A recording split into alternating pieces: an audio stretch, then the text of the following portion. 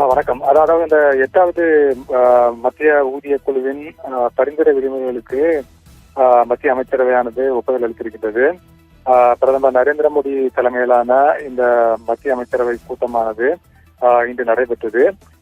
அதில் தான் 8வது ஊதிய குழுவின் பரிந்துரை விதிமுறைகளுக்கு ஒப்புதல் அளிக்கப்பட்டிருக்கின்றது.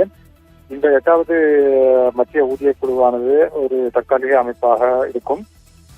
ஆணையம் ஒரு தலைவர், ஒரு உறுப்பினர் பகுதி நேரம் மற்றும் ஒரு உறுப்பினர் செயலாளர் ஆகியோரை கொண்டிருக்கும் என்று தெரிவிக்கப்பட்டிருக்கின்றது. அமைக்கப்பட்ட தேதியிலிருந்து 18 மாதங்களுக்குள் அதன் பரிந்துரைகளை அந்த குழுவானது வழங்கும்.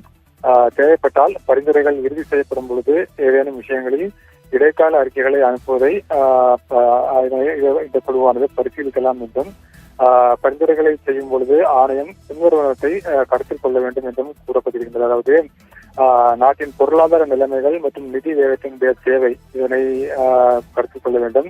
அதே போல வளர்ச்சி செலவுகள் மற்றும் நல நடவடிக்கைகளுக்கு போதுமான வளங்கள் கிடைப்பதை உறுதி செய்ய வேண்டியது அவசியம் என்றும் தெரிவிக்கப்பட்டிருக்கின்றது.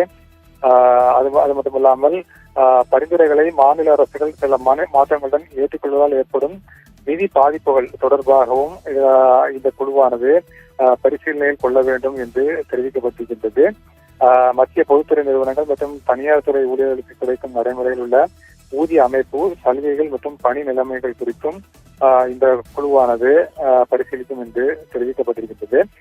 இதை பின்னணி வந்து பார்த்தீர்கள் என்றால், அந்த மத்திய அரசு வந்த ஊதிய அமைப்பு ஓய்வூதிய சலுகைகள் மற்றும் பிற சேவை நிலைமைகள் தொடர்பான பல்வேறு பிரச்சனைகளை ஆராய்வதற்கும் அவற்றுக்கு தேவையான மாற்றங்கள் குறித்து மத்திய அரசுக்கு பரிந்துரைகளை வழங்குவதற்கும் மத்திய ஊதிய ஆணையங்கள் இது போன்று அவ்வப்போது அமைக்கப்படுகின்றன.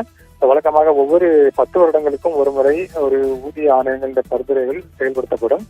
அதன்படி 8வது மத்திய ஊதிய ஆணைய பரிந்துரைகளுடைய இது வந்து 1/1/2026 முதல் அந்த பரிந்துரைகளுடைய தாக்கம் வந்து இருக்கும் என்று 1/1/2026 முதல் அடுத்த ஆண்டு ஜனவரி 1ஆம் தேதியிலிருந்து இருக்கும் என்று எதிர்பார்க்கப்படுகின்றது.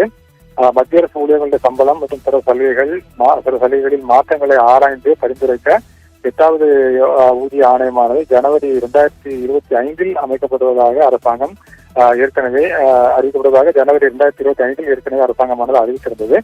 அதன்படி தற்பொழுது மத்திய அமைச்சரவையில் இதற்கான ஒப்புதலானது அந்த 8வது மத்திய ஊதிய குழுவின் பரிந்துரை விதிமுறைகளுக்கு அமைச்சரவை ஒப்புதல் அளித்திருப்பதாக மத்திய அமைச்சரவையானது வெளியிட்ட அறிவிப்பில் தெரிவித்திருக்கின்றது.